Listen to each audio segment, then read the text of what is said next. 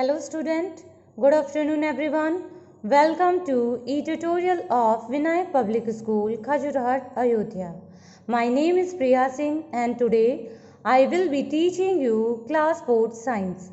The title of the chapter is Animals Life Cycle. Let's start. First, we define what is reproduction. Reproduction. Living things such as plants and animals do not live forever.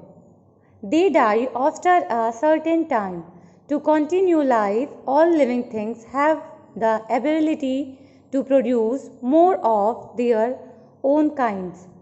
The process by which animals produce young ones of their own kind is called reproduction. Next point is types of animals based on reproduction.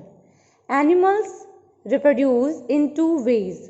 On the basis of the ways in which they reproduce, we can divide them into two types. First, some animals such as hen, fish and frog lay eggs from which young ones come out.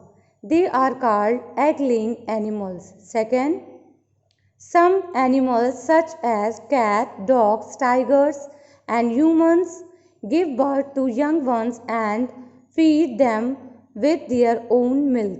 Such animals are called mammals. Animals based on reproduction, it is two types. First, animals laying egg and animals giving birth.